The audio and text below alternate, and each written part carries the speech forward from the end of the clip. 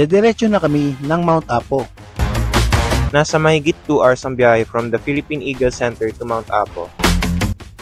Papunta kami ngayon sa campsite ni Apo. So nasa paanan na kami ng Mount Apo at pataas pa ng pataas.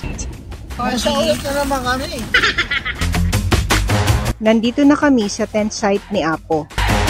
Tent site ni Apo was originally created for personal and family gatherings. Over time, recognizing its charm and appeal, the owners decided to open its doors to the public and welcomes guests to experience its unique ambience. Di na kami nag-set up ng tent namin. May mga nakaset up na kasing tent dito. Matutulog na kami, bukas na lang namin papasyalan ang magagandang tanawin dito.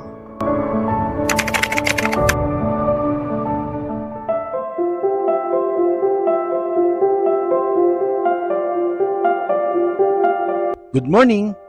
Sarap ng tulog namin. Sarap magstay dito. Napaka-relaxing.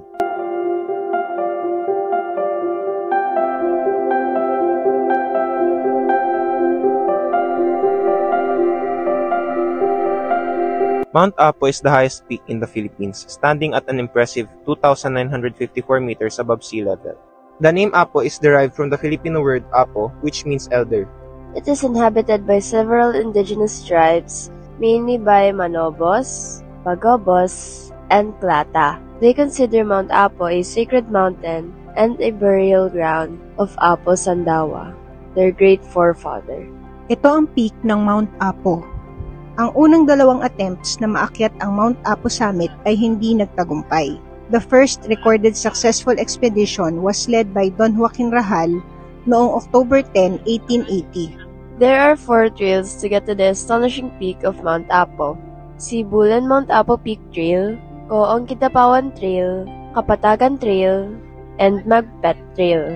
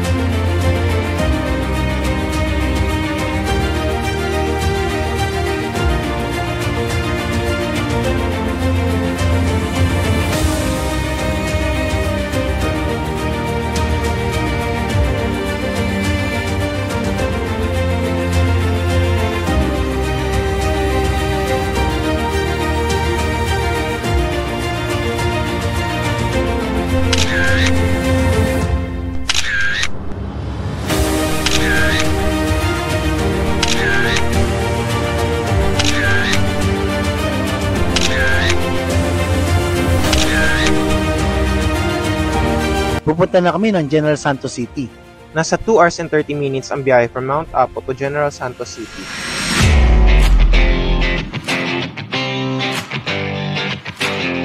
General Santos City, known as the tuna capital of the Philippines, is a vibrant city located in South Cotabato. It earned this title due to its rich fishing industry and abundant tuna resources. Meron din silang annual tuna festival na ginaganap every first week of September. Siyempre, hindi namin palalampasin na matikman ang tuna nila. Dito na kami ngayon sa Gensan. So, manananghalian muna dito sa Fisherman's Wharf. Tara!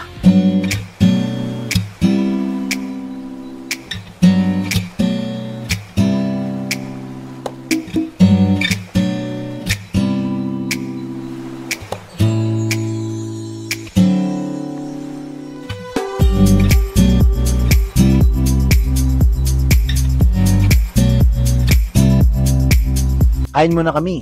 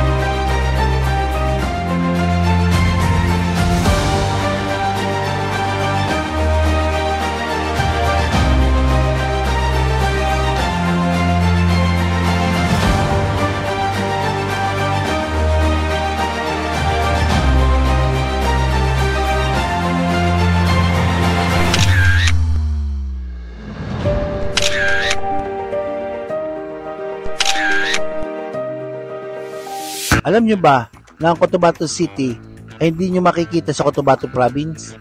Matatagpuan ito sa Maguindanao. Papunta na kami doon ngayon. Nasa halos 4 hours ang biyahe from Jansan to Cotabato City sa Maguindanao.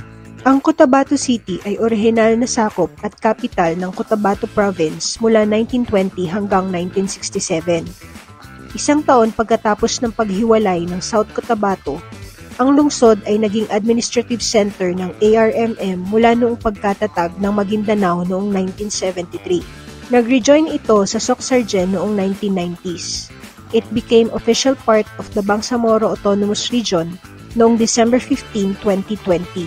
The city is geographically covered by the province of Maguindanao. Sa Takurong na kami. Ang gaganda ng mga structures dito, parang mga palasyo. Nandito na kami sa Sultan Kudarat. Yan ang kanila provincial hospital. Ano pa ito? Dagong gaganda. Ayan po eh. Yan naman ang provincial, yung puti. Provincial capital. Ano yung pang sultan talaga yun, no? Oh, say.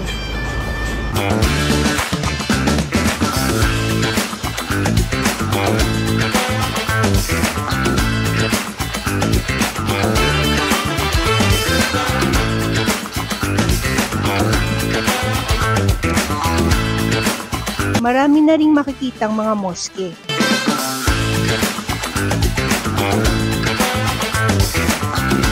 Cotabato City na kami.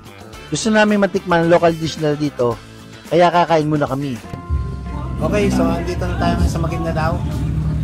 Tikman natin pastil at saka paklay.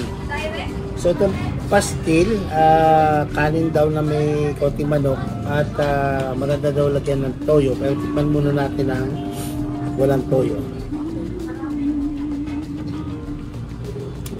Binalot sa dahon ng saging.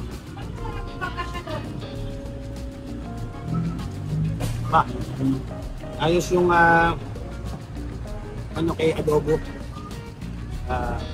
Siya lalagyan ng toyo, kulang sa konting alat. Lalagyan natin ng toyo. Pwede kitang order mo dito.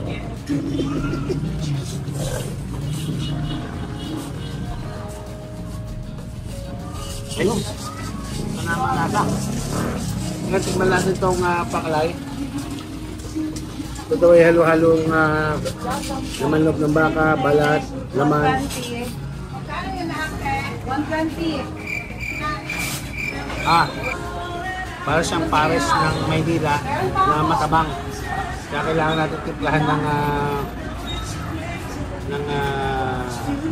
kalamansi, tsaka toyo, tsaka sili. Yan. Sili. Ito na marami sili. Yung papasarap yan. Yo, tikman natin. Yo. Parang pares na Maynila na malabnaw. Sarap. Mababait na, magaganda pa ang mga kababayan natin dito.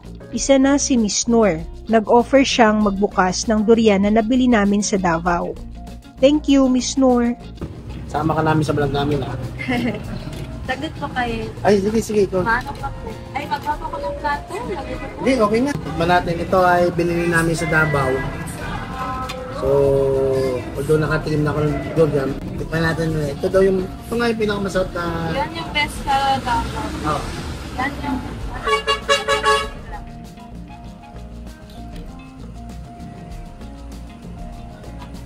Lami kayo. Kain ka na. Napakain mo kasi pa yung siya, di ba? Hindi ko na ano niya. Ano na, okay na. Ano na namin ito? Ay, kumuha kayo. Ingat po.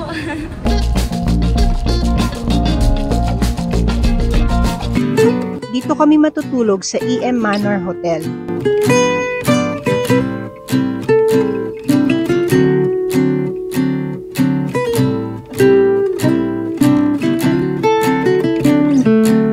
Ito ang events place ng EM Manor Hotel. Malapalasyo din ang tema. Hello to dinner at EM Manor Hotel in Cotabato City, Maguindanao.